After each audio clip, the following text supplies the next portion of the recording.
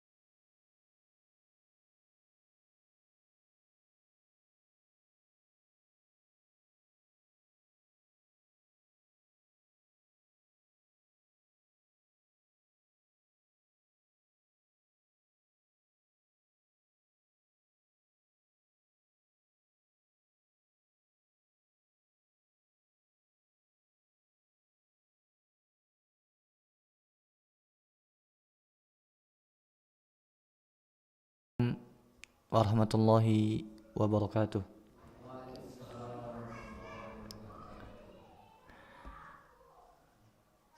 Alhamdulillahi wa kafa. Wassalatu wassalamu ala nabiyil mustafa wa ala alihi wa ashabihi ahli sidqi wal wafa. Amma ba'du. Ma'asyarul muslimin, a'azzani Allah wa iyyakum. Alhamdulillah, pada malam hari yang kita harapkan keberkahannya ini, kita masih bisa melaksanakan kegiatan yang insyaallah bermanfaat untuk kita semua, yaitu kajian rutin yang membahas kitab Ad-Durus Al-Muhimmah Li'amatil Ummah, pelajaran-pelajaran penting bagi kaum muslimin, bagi umat ini, yang ditulis oleh ulama besar Syekh Ibnu Baz rahimahullah ta'ala, yang mana kitab ini berisi terkait hal-hal yang mana mestinya seorang muslim tidak bodoh. Dari mulai akidah dibahas, kemudian fikih dibahas, adab dibahas, akhlak dibahas, semuanya yang penting beliau rahimahullah ta'ala tulis di dalam kitab yang mulia ini. Dan ini apa termasuk perhatian beliau kepada umat Islam. Karena katakanlah bahwasanya Syekh bin Baz rahimahullah ta'ala ulama besar, yang mana beliau itu rata-rata kalau kita perhatikan tulisannya ringkas-ringkas. Jadi Syekh bin Baz rahimahullah meskipun ulama besar tapi nulisnya itu ringkas-ringkas. Ada kisah terkait hal ini, yaitu ada sebagian kaum muslimin yang mengatakan Syekh bin Baz itu nulisnya kitabnya kecil-kecil, ya seolah-olah apa menyepelekan. Kemudian kabar tersebut datang sampai kepada Syekh bin Baz rahimahullah ta'ala. Kemudian beliau tabayun, langsung menyampaikan kepada orang tersebut apa? Saya itu menulis kitab-kitab kecil, kenapa? Karena memang umat butuh yang seperti ini. Adapun kitab-kitab besar telah ditulis oleh umat-umat atau telah ditulis oleh ulama-ulama terdahulu. Salah satu kitab yang beliau tulis yang sangat penting yaitu kitab yang ringkas sekali, dan ini sudah ada terjemahannya. Itu apa tadi bahasa Arabnya? Ad-Durus Al-Muhimmah. Ada terjemahannya. Tinggal dicari di internet, namanya itu pelajaran-pelajaran penting. Kemudian penulisnya Syekh bin Baz rahimahullahu ta'ala. Alhamdulillah, pada bulan-bulan sebelumnya kita telah membahas terkait akhlak, kemudian dosa besar. Alhamdulillah. Kemudian pada malam hari ini insyaallah kita lanjutkan pembelajaran terkait pengurusan jenazah. Ini juga tidak kalah pentingnya. Yang mana alhamdulillah pada malam hari ini kita akan lanjutkan di pembelajaran atau di poin yang ke-9. Taib. Qala rahimahullah, berkata penulis rahimahullahu taala, semoga Allah merahmatinya, tasi'an. Poin ke-9 terkait pengurusan jenazah.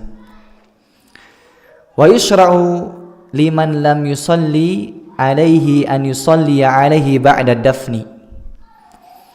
Dan disyariatkan bagi orang yang belum menyolatkan jenazah, bagi dia solat di kuburan setelah dikuburkan mayitnya. Ini disyariatkan. Alasannya kenapa? Li'anna an-nabiyya sallallahu alaihi wasallam fa'ala dzalik. Ini alasannya. Kenapa? Karena Nabi Muhammad sallallahu alaihi wasallam melakukannya. Ini ta'lilnya, alasannya. Kenapa salat jenazah bagi yang sudah dikuburkan disyariatkan? Kenapa? Li'anna an-nabiyya sallallahu alaihi wasallam fa'ala dzalik. Karena Nabi Muhammad sallallahu alaihi wasallam melakukannya. Lalu lam yaf'al sallallahu alaihi wasallam ma naf'al. Seandainya Rasulullah SAW tidak melakukannya, kita tidak melakukannya. Kenapa? Yang namanya ibadah tegak di atas dalil.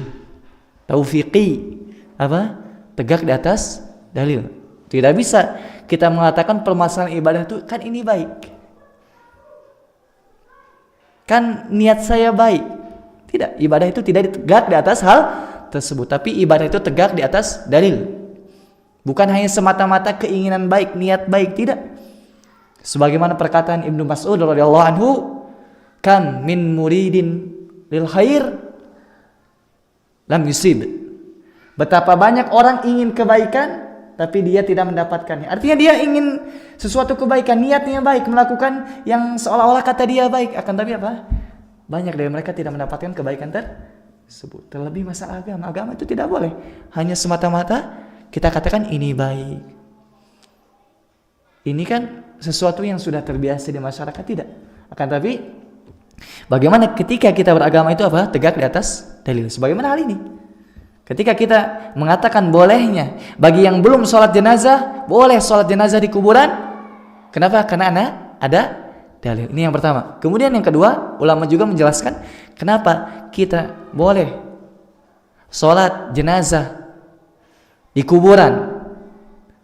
Karena yang namanya sholat jenazah tidak ada, boleh sholat di kuburan dengan alasan apa? Boleh sholat jenazah di kuburan. Jauh sekali dalilnya. Kenapa? Perkara ibadah itu tidak ada kias di dalamnya. Berjamaah itu baik, kita adakan sholat tahiyatul masjid berjamaah, ini kias, tapi tidak benar.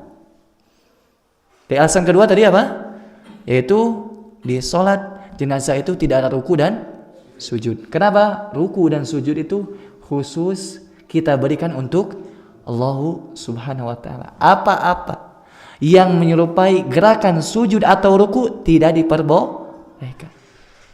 Ini tidak diperbolehkan. Apapun itu, meskipun niatnya misalkan adat, tradisi. Tapi kalau sudah ruku kemudian sujud tidak boleh. Meskipun niatnya apa? Niatnya memuliakan. Meskipun niatnya bukan ibadah, tidak boleh tetap. Nabi SAW pernah suatu ketika salah seorang sahabat Mu'adz bin Jabal kalau tidak salah, beliau dari negeri Nasrani, dari negeri Ahlul Kitab, beliau datang ke Nabi Muhammad SAW, kemudian tiba-tiba sujud kepada Nabi kita Muhammad SAW. Nabi SAW menegurnya, apa-apaan ini? Ya Rasulullah, saya melihat rahib-rahib itu apa? Para pengikutnya sujud, dan engkau lebih berhak untuk kami sujud kepadamu. Kira-kira ini sujudnya ibadah atau pemuliaan? Pemuliaan, gak mungkin sujud ibadah. Ini kita bisa mengambil pelajaran bahwasanya yang namanya sujud ruku tidak boleh diberikan kepada selain Allah meskipun niatnya penghormatan. Kata Nabi SAW, seandainya boleh seseorang untuk sujud kepada selainnya, aku perintahkan seorang istri sujud kepada suaminya. Kenapa? Di'azimi haknya, besarnya hak seorang suami. Tetapi tidak diperbolehkan. Seperti misalkan apa? Ada tradisi apa di kita tuh? seperti ruku, sujud, meskipun kepada orang tua sungkem, ini tidak diperbolehkan. Silahkan muliakan, disyariatkan muliakan orang tua itu, tapi dengan sesuatu yang tidak diharamkan oleh syariat. Di antaranya tidak ruku dan tidak sujud. Bisa pahami? Baik. Kemudian beliau penulis rahimahullah ta'ala berkata, ala an yakuna dzalika fi hududi syahrin fa aqall. Dengan catatan apa? Waktunya itu tidak lebih dari sebulan. Jadi kalau misalkan dikuburkan pada tanggal 1 Safar misalkan, maka ketika 30 Safar dan seterusnya tidak disyariatkan. Kenapa hal tersebut? Disebutkan lagi ta'lilnya. Fa in kanatil muddatu aktsara min dzalika lam tushra'is salatu 'alal qabri li'annahu lam yunqal 'anin nabiy sallallahu alaihi wasallam annahu shalla 'ala qabrin ba'da syahrin min dafnil mayyit. Ini disebutkan alasannya. Tadi kadarnya berapa lama? Satu bulan. Jika lebih dari 1 bulan tidak disyariatkan sholat jenazah di kuburan yang telah dikuburkan jenazahnya. Kenapa? Li'annahu lam yunqal 'anin nabi sallallahu alaihi wasallam.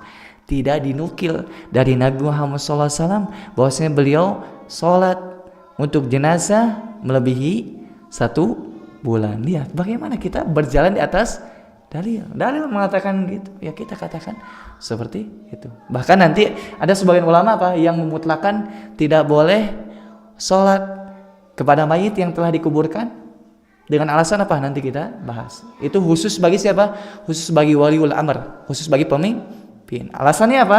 Karena Nabi SAW waktu itu pemimpin, jadi beliau boleh. Di antaranya nanti kita bahas Imam Malik dan Imam Abu Hanifah kalau nggak salah. Ya, tapi nanti kita insya Allah bahas.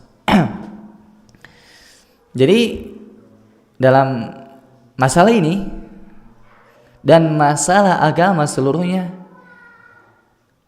penulis rahimahullah ta'ala beralasan dengan perbuatan Nabi kita Muhammad sallallahu alaihi wasallam, dan ini mestinya kita jadikan pegangan. Ketika kita beragama, yang kita jadikan pegangan adalah contoh Nabi kita Muhammad sallallahu alaihi wasallam. Tidak tradisi, tidak perasaan, tidak akal, lain sebagainya, tidak. Tetapi ketika berbicara masalah agama, dalil yang kita kemukakan. Ini perbedaan kita dengan selainnya. Apa-apa kita kaitkan dengan dalil, dengan contoh dari Rasul sallallahu alaihi wasallam. Dan tentunya pemahaman para sahabat, contoh dari para sahabat. Terkadang kalau seorang misalkan mengambil satu dalil, ngambil Al-Quran, ngambil dari hadis, tapi dia pahami sendiri, dia tidak menukil dari perbuatan para sahabat, contoh para sahabat, ini juga bisa keliru.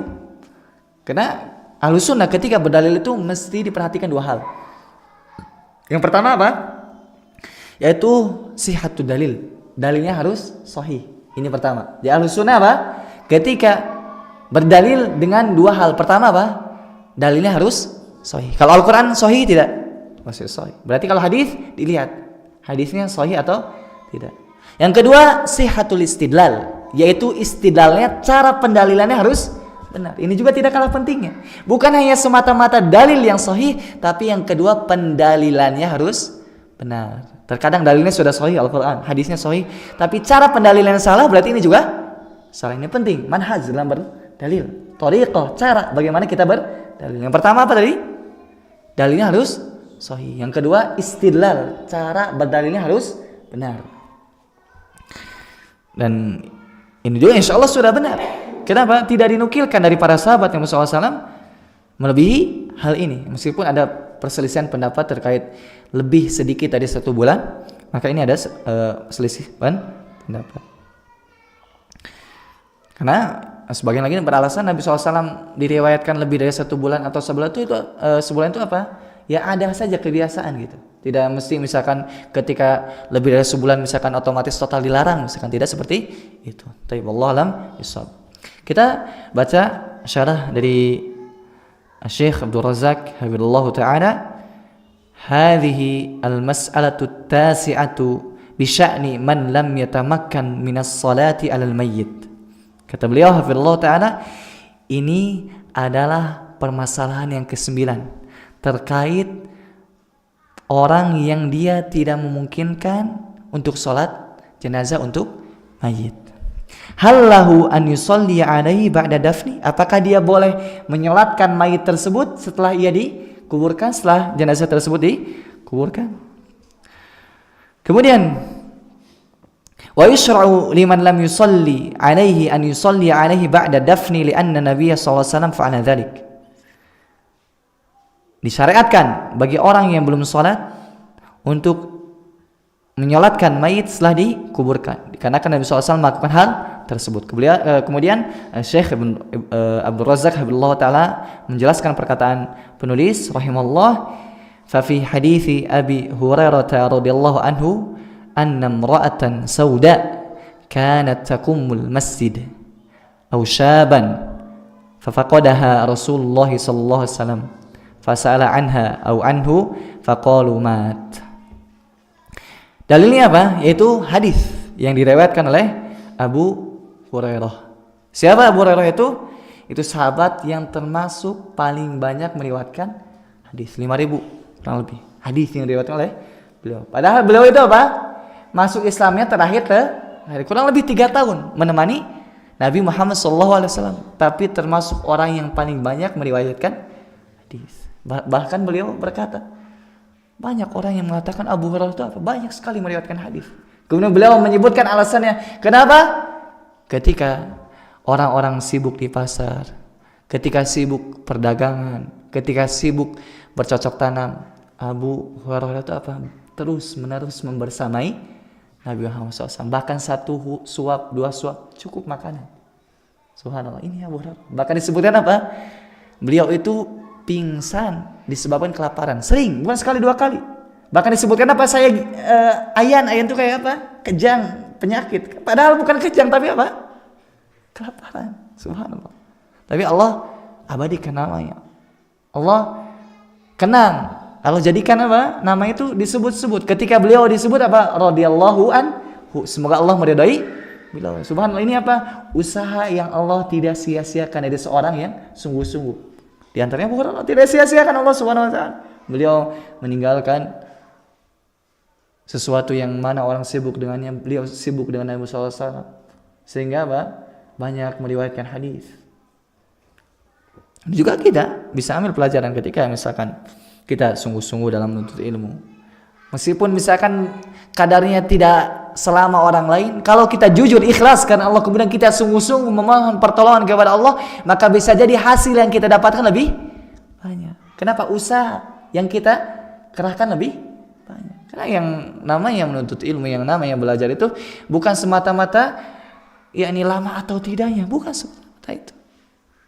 Bisa jadi seorang lama terus-menerus menuntut ilmu, tapi ternyata mungkin kurang sungguh-sungguh, kurang serius, kurang ikhlas. Bisa jadi apa? Hasilnya kalah dengan orang yang baru belajar sebentar tapi dia ikhlas, jujur kepada Allah, apa yang ia inginkan Allah Subhanahu wa taala. Kemudian dia sungguh-sungguh, bisa jadi hasilnya jauh berbeda dengan orang tersebut. Dan ini kita saksikan. Banyak orang seperti itu, baru belajar 3 tahun, 5 tahun, 6 tahun, 7 tahun. Ternyata apa? Lebih mengalahkan orang yang sudah ngaji dari kecil misalkan. Bisa jadi. Ini apa? Fadlullah wasi'. Keutamaan Allah itu luas. Jangan sampai kita misalkan, oh saya sudah tua Ustaz, saya sudah menikah Ustaz, saya sudah punya anak. Tidak mungkin saya menjadi seorang da'i yang menyeru kepada Allah di atas basirah. Enggak. Keutamaan Allah itu besar. Allah berikan kepada siapa yang kehendaki. Intasdukillaha yasduka. Jika memang kita jujur ingin menuntut ilmu, ingin menyebarkan untuk kaum muslimin, Allah berikan kemudahan. Asal apa? Ikhlas, kemudian sungguh-sungguh, dan surga yang kita harapkan. Jangan lemah, jangan malas, dan apa? Tentu berprasangka baik kepada Allah Subhanahu wa taala. Di antaranya siapa? Buktinya Abu Hurairah. Meskipun 3 tahun kurang lebih membersamai Nabi SAW, tapi ternyata hadis yang beliau riwayatkan begitu banyak. Taib, di antara hadis yang diriwayatkan oleh beliau adalah bahwasanya seorang wanita hitam atau disebutkan dalam riwayat syaban, pemuda, biasa membersihkan masjid. Kalau bahasa kita marbot. Kemudian Nabi SAW merasa kehilangan, di mana itu orang yang biasa membersihkan masjid. Beliau berkata pada sahabatnya tentang orang tersebut, kemana orang tersebut? Maka para sahabat mengatakan mati. Kata Nabi SAW, afala kuntum adzantumuni, kenapa kalian tidak memberitahu aku? Kata Nabi Muhammad SAW, qala faka'annahum saggaru amraha au amrahu. Seolah-olah para sahabat apa? Ini hal sepele. Yang meninggal dunia bukan sahabat besar. Ini apa? Sebagian sahabat mengatakan seperti ini mungkin ya. Nabi SAW kan orang penting, orang yang banyak urusannya. Mungkin sebagian berpikir kita beritahukan itu ketika yang meninggal dunia mungkin orang-orang besar, sahabat-sahabat besar, baru diberitahukan. Tapi Nabi SAW lihat ketawaduan beliau SAW. Meskipun yang meninggal dunia marbot, beliau menanyakannya. Bahkan bertanya kepada para sahabat, kenapa tidak memberitahu aku masalah ini? Subhanallah, ini sosok teladan yang luar biasa dari Nabi kita Muhammad SAW. Bagaimana yang mungkin orang menganggapnya itu kan bukan orang besar, cuman marbot masjid, tapi Nabi Muhammad SAW menanyakan. Bahkan apa? Faqadaha, seolah kehilangan beliau itu sallallahu alaihi wasallam. Bagaimana akhlak beliau yang mulia, yang luhur, tawadu beliau, rahmat beliau. Kita ini juga apa? Harus biasakan. Siapapun orangnya yang membantu kita, yang membantu kaum muslimin, tidak melihat besar atau kecilnya peran orang tersebut, apa kita tanyakan kabarnya. Bisa jadi apa? Orang tersebut sakit atau bahkan mungkin meninggal dunia. Harus apa? Harus perhatian. Kemudian Nabi SAW bersabda, dulluni ala qabriha, tunjukkan aku ke kuburannya. Lihat, subhanallah. Jadi sudah meninggal dunia, akan tapi Rasulullah SAW mengatakan apa? Tunjukkan aku ke kuburan orang tersebut. Fadallu, maka para sahabat menunjukkan kuburan tersebut.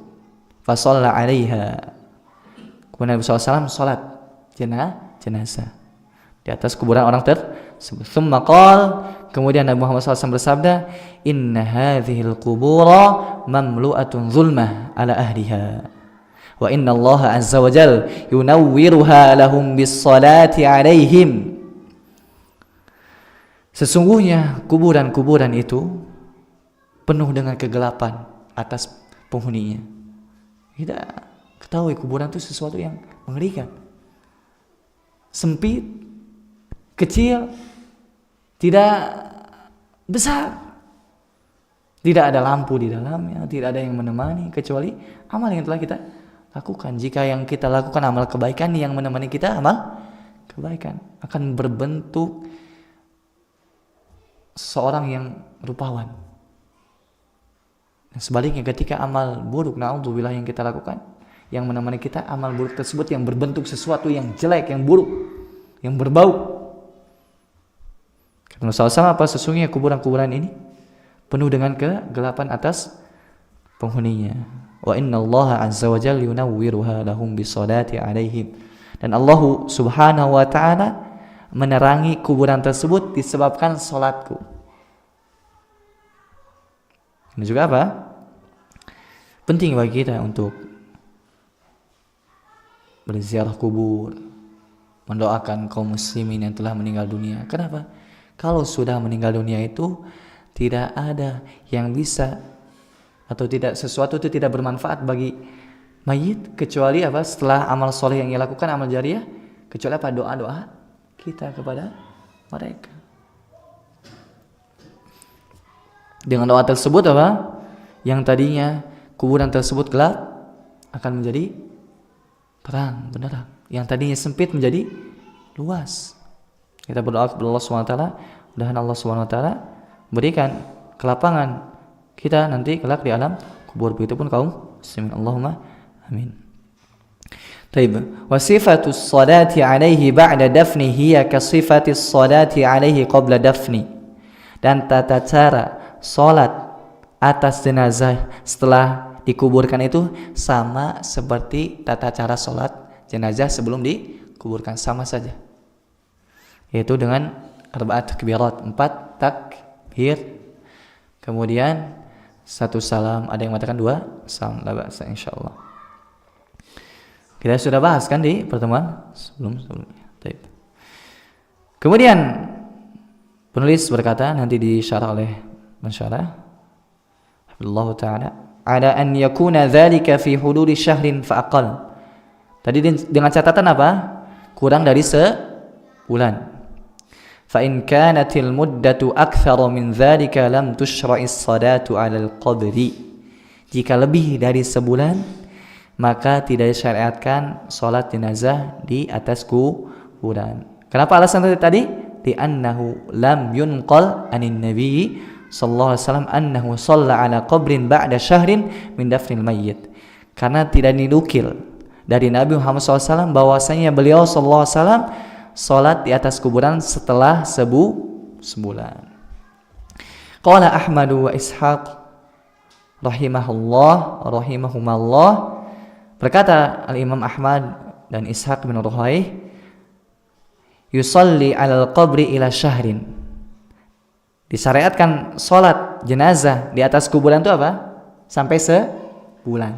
Ini pendapat siapa? Imam Ahmad dan Al-Imam Ishaq bin Ruhaih.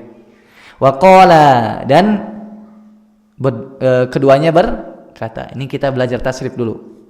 Qala itu satu orang yang berkata. Kalau qala berapa orang? 2 orang. Manfaat tidak belajar tasrif? Manfaat. Nanti dipakai insyaallah. Jadi semangat belajar bahasa Arab ya. Tidak boleh putus belajar bahasa Arab sampai bisa baca kitab, masyaallah. Tulis di sini di dada ya. Jadi azam itu tekad yang kuat. Antum juga nanti bisa ikut bahasa Arab insyaallah di sini. Setiap malam tapi antum juga bisa. Yang boleh, yang mau silahkan ikut insyaallah. Taib. Keduanya berkata, aktsaru ma sami'na 'an Ibnu Musayyib atau Musayyab rahimahullah anna an-nabiy sallallahu alaihi wasallam shalla 'ala qabri ummi Sa'd bin Ubadah ba'da syahrin. Kemudian keduanya berkata, seringkali kami mendengar Ibnu Musayyab. Ibnu Musayyab itu siapa? Sa'id Ibnu Musayyab. Ada yang mengatakan Musayyib, ada yang mengatakan Musayyab.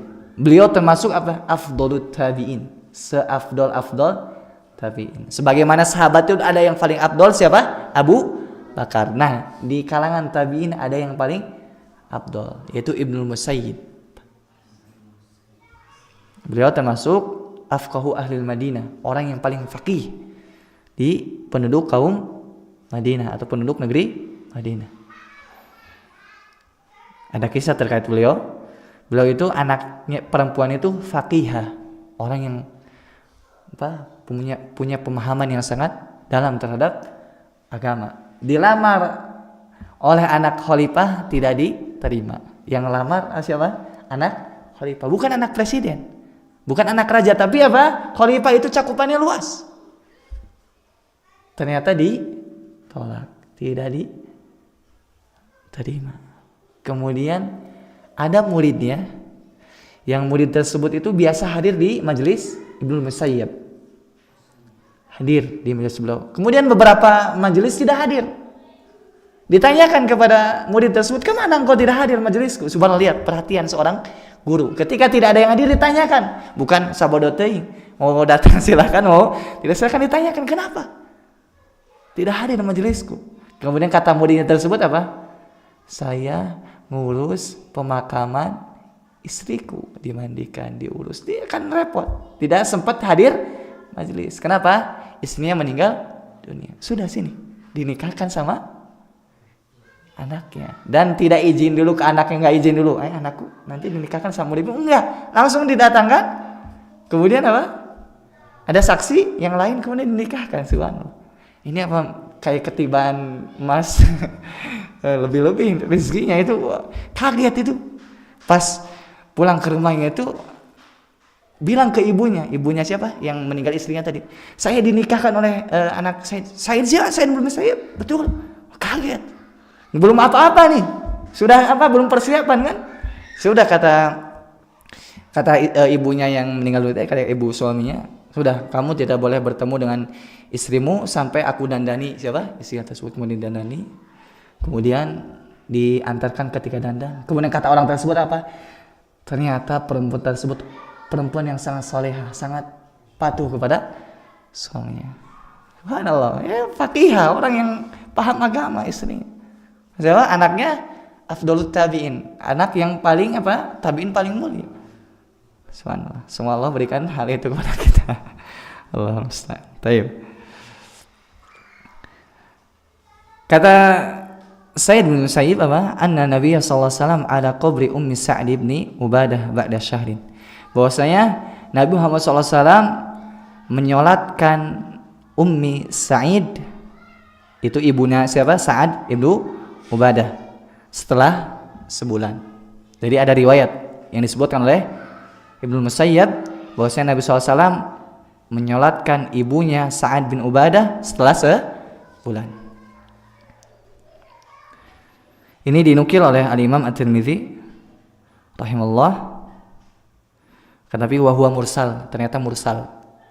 Mursal itu apa?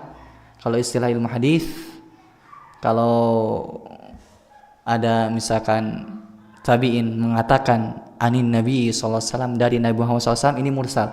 Kenapa? Harusnya tabi'in itu ada sahabatnya. Ada sahabatnya. Kemudian tiba-tiba tabi'in mengatakan anin Nabi SAW, dari Nabi SAW, otomatis sahabatnya tidak disebutkan. Bisa juga mursal itu apa? Ya memang munqati, terputus dari perawi satu ke perawi yang lainnya. Al-muhim, kita lanjutkan. Qala Ibnu Qayyim rahimahullah, wa kana min hadihi sallallahu alaihi wasallam idza fatathu as-salatu 'ala al-janazati shalla 'ala al-qabri. Di antara petunjuk Nabi Muhammad sallallahu alaihi wasallam, ketika seseorang tidak sholat jenazah untuk mayit, maka dia sholat jenazah di atas kuburan. Fa shalla marratan ala qabrin ba'da lailah. Terkadang Nabi Muhammad SAW sholat setelah lewat satu malam. Sholat di mana? Di kuburan, itu sholat jenazah. Wa marratan ba'da thalathin. Kemudian sebagian riwayat lain setelah 3 hari. Wa marratan ba'da syahrin. Terkadang apa? Setelah sebulan. Walam yu'aqqat fi dzalika waqtani. Kata beliau Ibnu Qayyim rahimahullah, tidak ditentukan waktunya. Jadi terkadang sekian, terkadang sekian. Qala Ahmad rahimahullah, man yashukku fi sholati 'ala al-qabri wa yurwa 'anil nabiy sallallahu alaihi wasallam kana idza fatathu al-janazah shalla 'ala al-qabri min 6 awjuhin kulliha hasan. Kata Imam Ahmad, siapa yang ragu terkait disyariatkannya sholat jenazah di atas kuburan? Siapa yang ragu, kata beliau? Bentuk pengingkaran. Diriwayatkan dari Nabi Muhammad SAW, ketika beliau kehilangan atau tidak sholat jenazah, beliau sholat di atas kuburan. Sholat jenazah di atas kuburan. Bahkan apa? Min sittati aujuh. Bisa dari 6 sisi pendalilan atau dari 6 hadis yang diriwayatkan dari beliau. Kulliha hasan, semuanya hasan. Hasan itu apa? Jadi dalam hadis itu ada istilah sahih, kemudian sahih li dzatihi, sahih li ghairihi, kemudian hasan li dzatihi, hasan li ghairihi, kemudian dhaif. Nah, derajat hasan sama sahih ini apa? Baik li dzatihi atau li ghairihi apa? Boleh dipakai dalil. Orangnya kita sering dengar hadis hasan, yang berarti apa? Boleh dipakai dalil. Adapun dhaif maka tidak diperbolehkan. Tapi mungkin kita adzan dulu. Atau sedikit lagi. Ya, sedikit lagi. Tanggung. Kita lanjutkan sebentar.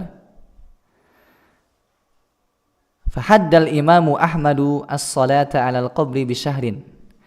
Imam Ahmad rahimahullah ta'ala memberi batasan terkait disyariatkannya sholat mayit, sholat jenazah di atas kuburan, itu apa? Batasnya sebulan. Ini pendapat siapa? Imam Ahmad. Idh huwa aktsaru ma ruya anin Nabi SAW annahu shalla ba'da. Ini alasannya kenapa? Kebanyakan riwayat dari Nabi Muhammad SAW waktunya seperti itu, sebulan kurang lebih. Wa haddahu asy-Syafi'i rahimallah bima idza lam yablal mayyit. Kalau Imam Syafi'i apa? Beliau berpendapat ya sebelum kering tanah itu. Jadi kurang lebih berapa? Sepekan mungkin ya, sepekan 2 pekan lah, masih kelihatan lembab basah gitu.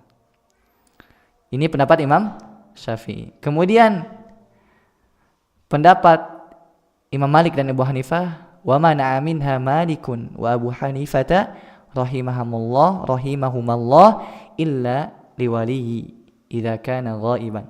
Kemudian Imam Malik dan Imam Abu Hanifah, semoga Allah merahmati keduanya, tidak disyariatkan sama sekali apa? Salat jenazah di atas kuburan, kecuali bagi imam, bagi pemimpin. Ketika memang pemimpin tersebut apa tidak salat jenazah. Kenapa alasannya? Karena Nabi SAW seorang pemimpin dan beliau wajar. Kenapa pemimpin salat dan tidak menghadiri ketika salat jenazah? Berarti ada berapa pendapat tadi? Dari imam mazhab 3 ya. Pertama Imam Ahmad sebulan kurang lebih. Kalau Imam Syafi'i ya sebelum basah kurang lebih ya berapa ya? 2 pekan mungkin ya. Kemudian yang ketiga pendapat Imam Malik dan Abu Hanifah adalah tidak sama sekali kecuali amir, pemimpin wali. Jadi Allah alam. Kita ngambil yang mana? Allah alam bisawab ya. Kita ambil pendapat Imam Ahmad, Anda condong lebih ke situ. Kenapa? Kebanyakan riwayat dari Nabi SAW kurang lebih sebulan dari syariatkan apa? Sholat jenazah bagi yang belum, ingat, bagi yang belum sholat jenazah. Kalau yang sudah ya tidak disyariatkan. Allah alam. Silakan sholat. Ada dulu.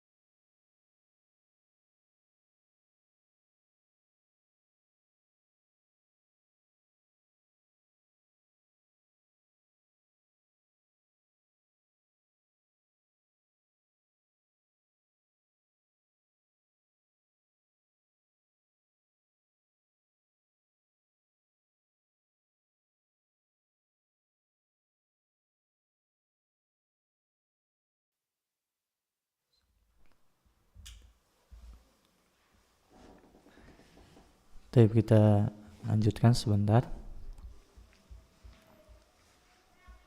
Dari apa yang telah kita bahas pada malam hari ini, yaitu terkait disyariatkannya sholat jenazah di kuburan bagi yang belum sholat jenazah, bagi yang belum menyolatkan mayit.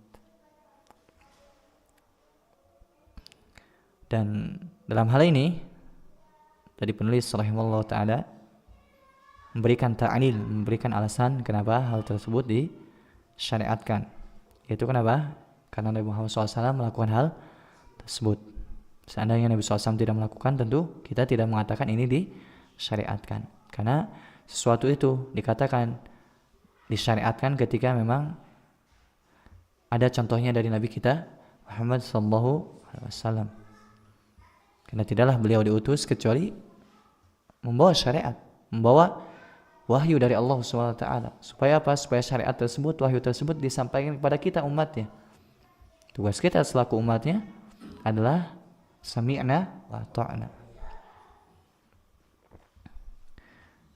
Minallahi ar-risalah. Yang namanya risalah itu dari Allah Subhanahu wa ta'ala.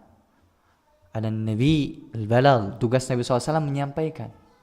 Wa alaina taslim, dan tugas kita hanyalah taslim saja. Ini 3 hal yang perlu kita tanamkan di dalam hati kita, yakini dengan seyakin-yakinnya. Yang namanya risalah itu, syariat itu datangnya dari Allah murni, tidak dari malaikat Jibril, tidak dari Rasul sallallahu alaihi wasallam. Murni yang namanya risalah syariat ini datang dari Allah Subhanahu wa ta'ala. Kemudian yang namanya Rasul hanyalah menyampaikan. Rasul itu tidak berhak mensyariatkan sesuatu yang Allah tidak perintahkan. Antum bisa baca di akhir surat Al-Haqqah terkait Allah mengatakan seandainya Nabi SAW mengatakan sesuatu yang tidak dari kami perintahkan, apa? Laqata'na minhu bil watin, kami akan apa? Putuskan urat Nabi sallallahu alaihi wasallam beliau. Tapi mustahil. Kan tapi kita ngambil pelajaran apa? Bahwasanya Nabi SAW hanyalah menyampaikan. Tugas kita apa? Wa alaina taslim. Tugas kita hanyalah taslim, sudah. Sami'na wa ata'na. Tidak membuat-buat, tidak mengarang-arang. Nabi SAW saja tidak mengarang, apalagi kita. Taib. Kemudian untuk waktunya disebutkan di sini ada 3 pendapat. Imam Ahmad mengatakan waktunya kurang lebih sebulan. Imam Syafi'i kurang lebih ketika kuburannya masih basah. Kemudian yang terakhir Imam Malik dan Imam Abu Hanifah mengatakan tidak disyariatkan kecuali bagi wali pemimpin. Wallahu a'lam bishawab. Mungkin untuk malam hari ini cukup karena pembahasan yang ke-10 itu cukup panjang dan penting. Berhubung waktu juga sepertinya tidak cukup karena daripada kita baca cepat-cepat kemudian faedahnya kurang, kita tunda insyaallah di pekan selanjutnya, yaitu terkait apakah disyariatkan atau tidak membuat makanan bagi yang mayit, misalkan meninggal dunia kemudian keluarganya membuat makanan atau tidak. Ini akan dibahas rinci insyaallah di pekan selanjutnya. Wallahu a'lam bishawab. Barangkali ada pertanyaan sebelum ditutup.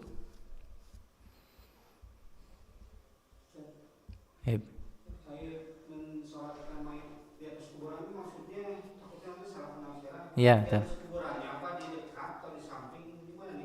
Iya. Iya, makanya itu kan tadi kita berikan alasan. Ya. Taib. Jadi kita harus pahami, bedakan antara sholat jenazah dan selain sholat jenazah. Yang namanya sholat jenazah itu khusus, tidak sebagaimana sholat-sholat lainnya. Kita perhatikan sholat lainnya itu, baik sholat wajib atau sholat sunnah, witir, duha, qabliyah, ba'diyah, kemudian tahiyatul masjid, sholat mutlak, dan lain sebagainya. Yang namanya sholat itu apa? Ada di dalamnya ruku, sujud. Akan tapi yang namanya sholat jenazah itu tidak ada yang namanya ruku dan sujud. Hanya disyariatkan 4 takbirah. Kemudian kita sudah bahas sebelumnya tata caranya. Nah, tentu kita katakan yang namanya salat jenazah dan selain itu jauh berbeda. Jadi jangan sampai misalkan ada hadis yang mengatakan Nabi SAW salat mayit atau salat jenazah di hadapan kuburan, kemudian mengatakan disyariatkan salat di atas kuburan. Betapa jauhnya sekali kias seperti ini. Nabi SAW yang beliau lakukan hanyalah salat jenazah di atas kuburan, tidak salat sunnah atau wajib di atas kuburan. Karena tadi sudah sebutkan salah satu ta'lilnya apa? Salat jenazah itu tidak ada ruku dan sujud. Ini sampai sini bisa pahami dulu. Jadi kita harus bedakan dulu, bentar dulu. Bisa dibedakan dulu antara salat jenazah dan selain lainnya. Baik. Terkait di mana salatnya, apakah di pinggir, di kanan, di kiri, atau di depan, di belakang? Tentunya apa? Menghadap kiblat. Salat itu menghadap kiblat, kemudian dihadap kuburan, tentunya di hadapan kuburan. Misalkan ada yang mengatakan Ustaz nanti takut terkait apa ya? Fitnah atau justru apa sesuatu yang mungkin bisa rancu di kalangan masyarakat. Kita katakan ini ada dalilnya, ini ada hadisnya. Sebutkan hadis tersebut. Yang mana Nabi SAW ternyata apa? Salat kubur atau salat jenazah di kuburan. Bahkan disebutkan apa? Ada sittatu aujuh, ada 6. Kulli hasan, semuanya hasan. Dan tidak ada hadis yang mengatakan Nabi SAW salat dengan ruku dan sujud atau salat sunnah mutlak atau salat wajib di atas kuburan. Ini harus dibedakan dulu. Tapi orang yang Allah musta'an, semoga Allah beri hidayah kita dan mereka justru apa? Ketika ada orang yang mempraktekkan sunnah seperti ini, orang yang belum sholat kemudian sholat di kuburan, kemudian fulan itu melarang sholat di kuburan, tapi ternyata dia sholat di kuburan. Ini orang tidak paham. Semoga Allah beri hidayah. Padahal hadisnya jelas. Nabi SAW sholat jenazah di atas kuburan. Jadi harus dibedakan terlebih dahulu. Hadisnya sahih, riwayat Imam. Jadi sebagian orang subhanallah mencari-cari kesalahan. Kita kan melarang yang namanya salat tapi kenapa salat di atas kuburan? Kita katakan ya akhi, Allah yahdina. Ini salat jenazah yang sudah dicontohkan oleh Rasul ketika beliau sallallahu alaihi wasallam tidak salat jenazah bagi si mayit, beliau datang ke kuburannya kemudian salat. Yang antum lakukan, antum sholat di kuburan, ini yang salah. Yang kita lakukan sesuai sunnah. Kenapa kita berani katakan ini sesuai sunnah? Karena dalil tegas mengatakan Nabi Muhammad SAW sholat jenazah di kuburan. Riwayat Imam Muslim rahimahullah. Adapun antum misalkan sholat di kuburan, mana contohnya, mana dalilnya? Bahkan Nabi SAW bersabda, la'anallah al-yahuda wan nasara ittakhadhu qubura anbiya'ihim aw salihim masajid. Lihat, Allah Subhanahu wa taala melaknat orang-orang Yahudi, melaknat orang-orang Nasrani. Kenapa? Mereka menjadikan kuburan nabi-nabi mereka, mereka menjadikan kuburan orang-orang soleh mereka masajid, sebagai tempat ibadah, tempat sujud. Ini jelas hadisnya, ini pun sahih. Bisa dibedakan hal ini, jelas sekali, terang benerang. Yang ini mengatakan apa? Hadisnya tegas bahwasanya disyariatkan sholat jenazah di atas kuburan. Yang ini juga tegas hadisnya, dilaknat orang Yahudi, orang Nasrani apa? Disebabkan mereka menjadikan kuburan masjid. Bisa pahami? Gimana Pak? Bisa pahami? Ada lagi pertanyaannya? Iya, di atas kuburan, ngadap kuburan. Di atas kuburan, ngadap kuburan. Dan kita harus yakin boleh, bahkan disyariatkan. Kenapa? Soalnya di sini ditulisnya di dekat, itu bukan di atasnya gitu. Enggak, di depan kuburan. Di atas kuburan. Iya, di atas kuburan. Ini kuburan kita sholat. Di atasnya gitu. Iya. Bukan di menghadap kuburan, bukan. Iya, menghadap kuburan. Terus membelakangi kuburan? Enggak, menghadap kuburan. Seperti itu. Dan ini mesti kita yakini. Kenapa? Nahnu nasiru ma'ad dalil. Nasiru ma'ad dalil. Kita itu apa? Berjalan di atas dalil. Iya, di atas makam. Di atas kubur. Di atas kuburan. Kuburan ini si mayat ini baru dimakami. Oh, maksudnya iya. Iya, bukan di atas kuburan. Maksudnya ini kuburan, kita di sini ya. Oh, iya. Bukan diinjak ada dalilnya dilarang. Gak boleh. Di dekat kuburan, bukan di atas makam itu kuburan gitu. Iya, pokoknya gini. Ini misalkan kuburan nih. Ya, ini kuburan kan misalnya. Bukan kita di atas kuburan gini, nggak boleh, haram. Ninjak kuburan tuh haram. Yang kita itu sholat di sini. Bukan di samping, depan. Oh, sudah atas kuburan tuh ya, bukan kuburan yang di sini. Iya. Ayo. Oh, enggak, haram. Hah?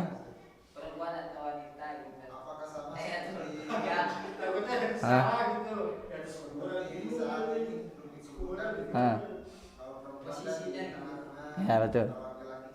Ya Allah alam, Ustaz. Mungkin sama. Ya perlu dipahami, enggak di atas kuburan juga. Jadi ini misalkan biar gampang nih. Ya, menghadap, nah itu. Jadi menghadap kuburan seperti itu. Jadi menghadap kuburan. Lihat, fasolli alaiha. Nabi SAW sholat menghadapnya. Jadi misalkan biar jelas lagi ya. Misalkan ini nih apa? Kuburan, bukan di atas sini, tapi di belakangnya hadap kiblat tetap gitu. Berarti apa? Menghadap kiblat dan menghadap kuburan. Karena ini juga pas kemarin-kemarin atau lumayan lama juga ya, kita ada yang apa ya? Mengkritik mungkin, tapi kritiknya tidak di atas ilmu. Itu katanya melarang sholat di atas kuburan, tapi ternyata sholat menghadap kuburan. Ini nggak paham sebenarnya. Padahal sholat jenazah, padahal ini apa ya? Menunjukkan kebodohannya. Allah Subhanahu wa taala beri hidayah kita dan mereka. Ini menunjukkan apa? Dia belum tahu. Sebenarnya tugas orang yang belum tahu itu apa? Cari tahu, bukan mengkritik di atas kebodohan. Sehingga dia mengkritik, wah ini orang-orang melarang sholat di atas kuburan, tapi ternyata orang tersebut sholat di atas. Padahal ini sesuatu yang subhanallah, ini menunjukkan apa?